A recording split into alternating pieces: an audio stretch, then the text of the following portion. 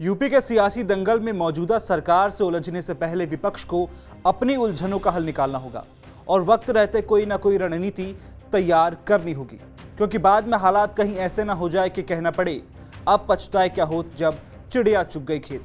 नमस्कार, मैं हूं मृत्युंजय चौहान। आप देख रहे हैं TV9 उत्तर प्रदेश उत्तराखंड। दरअसल सपा और कांग्रेस के बीच सीटों के बंटवारे को लेकर पेंच फंसा हुआ है। दिल्ली में कई बैठकें होने के बावजूद सहमति नहीं बन पा रही है। बताया जा रहा है कि सपा और कांग्रेस के बीच सहमति का पेंच पश्चिम में फंसा हुआ है, क्योंकि पश्चिमी यूपी की आधा दर्जन सीटों पर दोनों चुनाव लड़ना चाहते हैं। यह मुख्य कारण है जो सहमति नहीं बनने दे रहा है। पश्चिमी यूपी में अमरोहा, सहारनपुर, मुरादाबाद और संभल सहित आधा दर्जन सीटों पर दोनों की नजर है। इसके साथ ही कांग्रेस ने सपा और बसपा से आए नेताओं को कैंडिडेट बनाने पर भी सहमति नहीं बन पा रही है। लेकिन ऐसा नहीं है कि मामला सिर्फ सीटों तक ही सीमित है। ये खींचतान किस कैंडिडेट को टिकट दिया जाए इसको लेकर भी देखने को मिल रही है। माना जा रहा है कि इमरान मसूद और कुंवर दानिश अली को कांग्रेस कैंडिडेट बनाना चाह रही है, लेकिन सपा इसका विरोध कर रही है। इसके पीछे सपा के अपने तर्क और जातीय सामाजिक समीकरण हैं। साथ ही पश्चिम में आरएलडी की सहमति भी जरूरी है। आरएलडी से सीटों के बंटवारे के बाद अब कांग्रेस सपा के बीच सीट शेयरिंग फॉर्मूला पर बातचीत अपने अंतिम दौर में है। सीटों पर सहमति को लेकर अखिलेश यादव ने कहा है कि हम कांग्रेस से लोकसभा चुनाव में गठबंधन के लिए बातचीत कर रहे हैं।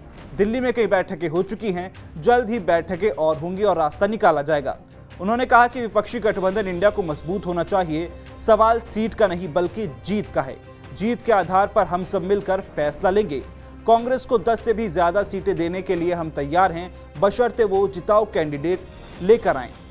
सपा और आरएलडी ने लोकसभा चुनाव के लिए शुक्रवार को गठबंधन की औपचारिक घोषणा की है। कांग्रेस के साथ भी जल्द ही सीटों के बंटवारे पर अंतिम फैसला ले लिया जाएगा। तो वहीं कांग्रेस की तरफ से भी इसे लेकर कई बार सफाई सामने आ चुकी है। कांग्रेस नेता प्रमोद तिवारी ने कहा है कि सीटों को लेकर इंडिया गठबंधन में कोई मतभेद नहीं है। हमारा लक्ष्य बीजेपी को रोकना है और हम इसी रणनीति को ध्यान में रखकर सीट शेयरिंग फॉर्मूला तय कर रहे हैं।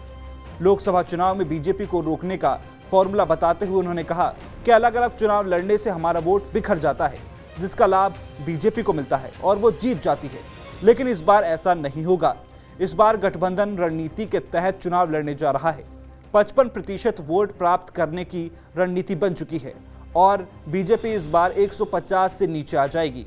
बता दें कि लोकसभा चुनावों को लेकर यूपी में सीट शेयरिंग का कोई सेट फॉर्मूला निकलकर सामने नहीं आया है और धीरे धीरे लोकसभा चुनाव का वक्त भी नजदीक आता जा रहा है।